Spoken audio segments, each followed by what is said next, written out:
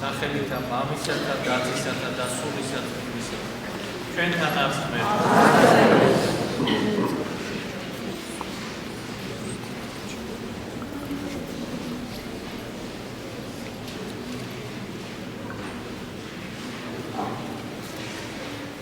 ქრისტეს მიერ სამყარო მანო და დანო მეორე კვირა დასრულდა დიდი მართვისა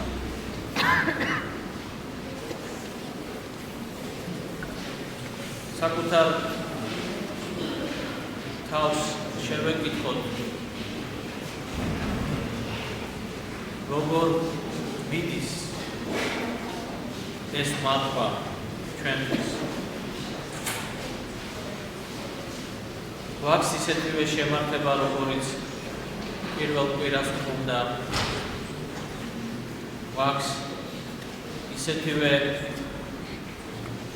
ძნობანი ის მიმართ საკუთარი სულის გადარჩენის საქმის მიმართ ისეთივე მონდომებული არის ჩვენი ლოცვა მონდომებული არის განდგომა ამა თუ იმ ქმედებისაგან რომლის უფლებასაც თავს ვაძლევდით ხსნილში თუ დაიგლო ჩვენმა შემართებამ ჩვენმა მონდომებამ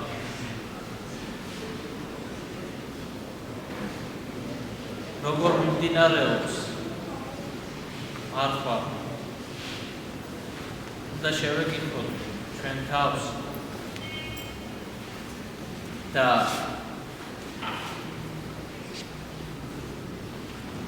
თუ დავინახეთ რომ მოვეშვით თუ დავინახეთ რომ რაღაცის უფლება მივეცით საკუთარ თავს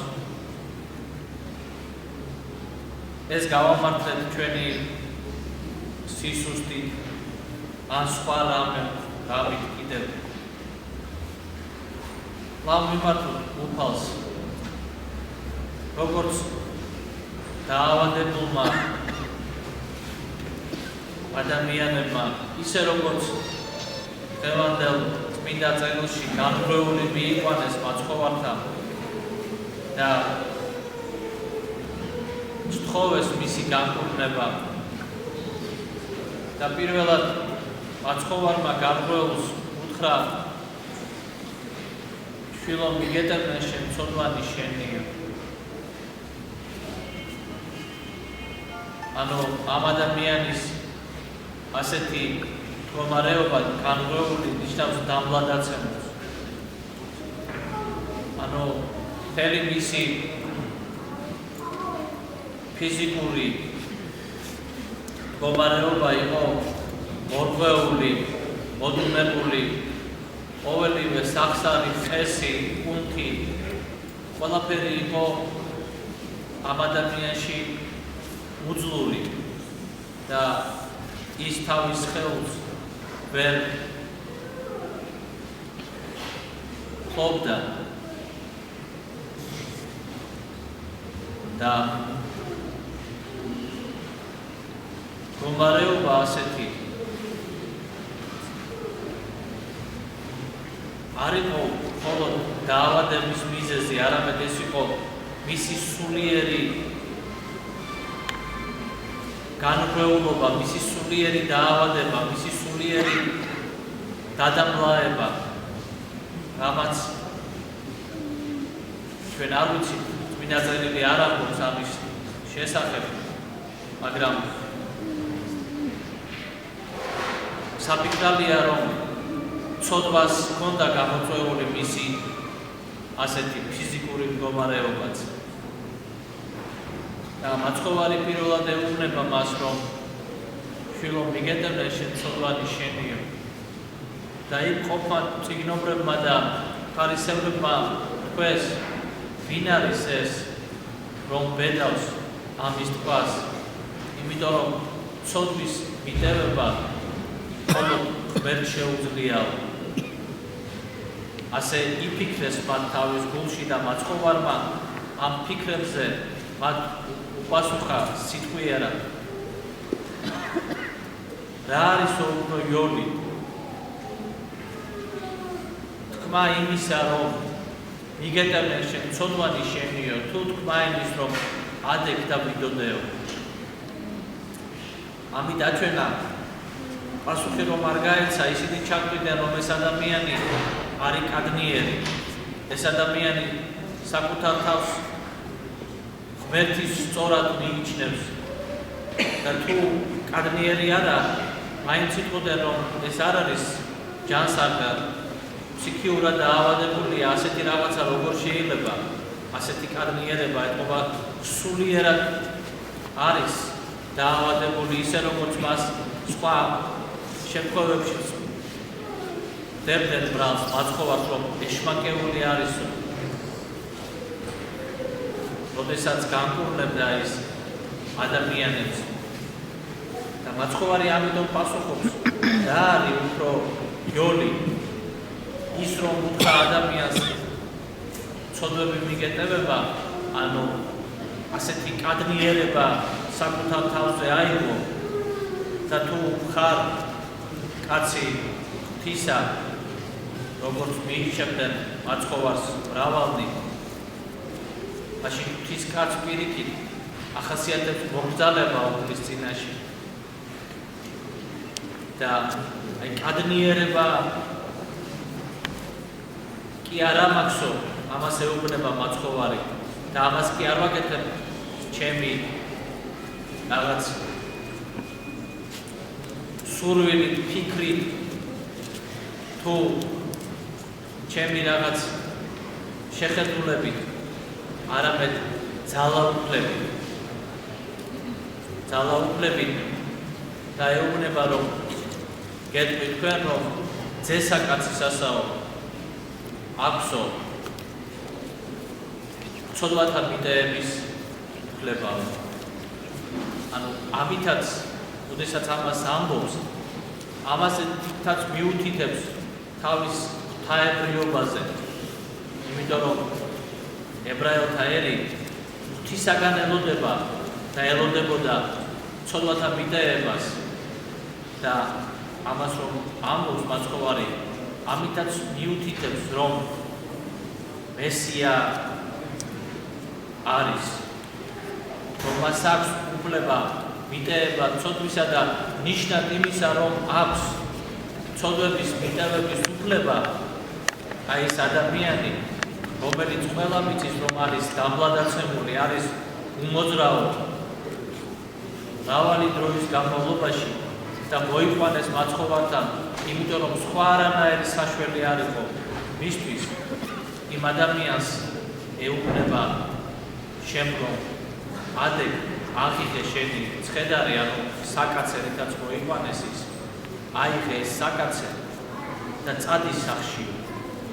ანუ იმას კი არ მოხდა ის, რომ ეს ადამიანი მხოლოდ წამოდგა, მან მხოლოდ ხელი აამოძრავა, ფეხი აამოძრავა და შეიძლება ბარბაცით, მაგრამ წავიდა თავისი სახლისკენ.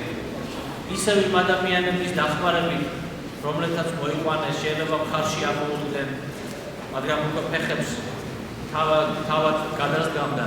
არა. მაცხოვარმა აჩვენა, თუ რაოდენი ჯანმრთელობა მიანიჭა მას, რომ შენ საკაცე აიღეო, რითაც მოიყვანეს ეს ადამიანი. და საკაცე რა იყო? ესეთი დღეს რომ გვაქვს ამგვარი კი არ იყო, უფრო სწორად ეუბნება მაცხოვარი, უფრო ზუსტად. შენი ცხედარი აიღეო, ცხედარს საწოლს უწოდებდნენ, რაზედაც იწვევ ადამიანები და ვარაუდოა, რომ ეს იყო ხისაგან დამზადებული რაღაც ტახტის მაგვარი საწოლი და აი ამ კაცს, რომელიც მოიყვანეს ამ საწოლით, რომელიც ვერ იძლეოდა, ამ კაცს მაცხოვარი ავალებს ამ ხის საწოლის ხელის მოკიდებას, მის აღებას და სახში წასვლას. და ეს ხდება მან აიღო თავისი საწოლი და წავიდა სახში. და აი მაცხოვარი ამდენი ჯანმრთელობა მიანიჭა მას, ამდენად გააძლიერა მისი სხეული და ეს ყველაფერი მრავალ ადამიანის წინაშე მოხდა წიგნობართა და ფარისეველთა წიგნაში, რომელთაც იცოდნენ სჯული, კითხულობდნენ სჯულს, მაგრამ ხედავდნენ და ვერ ხედავდნენ. ესმოდათ, მაგრამ ყრუნი იყვნენ. გულისხმის ყოფა არ ჰქონდათ და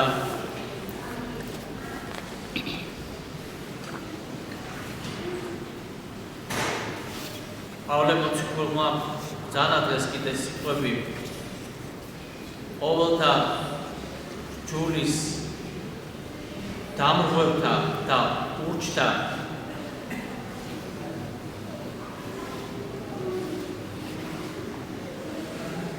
ელოდება განგითხვა ღვთისაო. ანუ მათ საქმეთა მიგება სჯულის მოძღვრები, რომლებიც კითხულობდნენ სჯულს, ისინი აღმოჩნდნენ ამ სჯულის დამრღვევები, აღმოჩნდნენ ადამიანები, რომელთაც ვერ გულისხმოაქვეს, რომ მათ წინაშე მესია იყო. აი ჩვენს ქრისტეს მიერ საყვარელო ყოველთვის უნდა გვახსოვდეს, რომ აი ჩვენი სისუსტეები, ჩვენი უძლურება, ჩვენი სიხარულიც და ჩვენი ტკივილიც ყველაფერი ღვთის წინაშე უნდა მივიტანოთ. უძლურება მივიტანოთ როგორც განგვეულმა და ღმერთი დაგვაყენეთ ჩვენ ფერზე. ჩვენი ცოდვა მივიტანოთ როგორც მეძალმა და ღმერთი შეგვინდოთ ჩვენს ცოდვას. და არ აღმოჩნდეთ მხოლოდ სიტყვით ქრისტეს სჯულის აღმასრულებელი, არამედ ჩვენი ცხოვრებით ვიყვეთ უპირველეს ყოვლისა.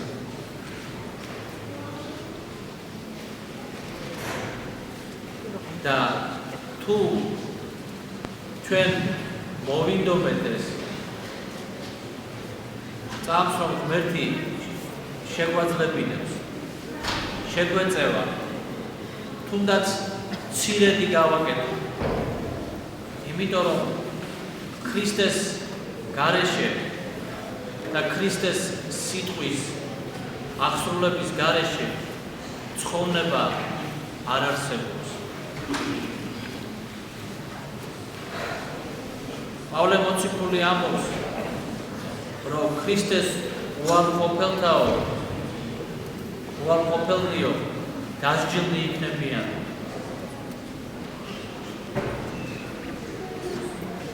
ქრისტეს გარეშე ცხოვრება არ არის. ამიტომაც ჩვენ დიდ მარხვას მინახავთ, რათა ქრისტეს აღდგომას მივეგებოთ. ნიშნად იმისა, რომ ჩვენ წამს, რომ ქრისტე არის მესია და მაცხოვარი ჩვენი, არის ღმერთკაცი, ძელ ღვთისა, მოსრული სოფლად, ცოდვილთა ცხოვრება. ცოდვილთა როგორც იმ ადამიანებისა, რომელიც არის დამძიმებული პირადი ცოდვით და ზოგადად ცოდვილთა კაცობრიობას, იმიტომ რომ კაცობრიობაც ცოდვის ქვეშ ყოფებით ჩვენ. ცოდვის, მაგრამ თუ ქრისტემდე ცოდვა ცოდვის ქვეშ იყო და დასჯილი იყო კაცობრიობა და მოკლებული იყო ცათა სასუფეველს, დღეს კაცობრიობა გამოხსნილია ქრისტეთით. ქრისტეშია გამოხსნილი და მას შეუძლია ცათა სასუფეველში შესვლა. მთელ კაცობრიობას შეუძლია და კერძოდაც თითოეულ ადამიანს. და ეს ყოველივე ხდება ქრისტეში და ხდება ქრისტეთი. ხოლო ცოდვა მოქმედებს ჩემს სხეულში. იმიტომ რომ დღეს მე დაცემული სხეულის მატარებელი ვარ.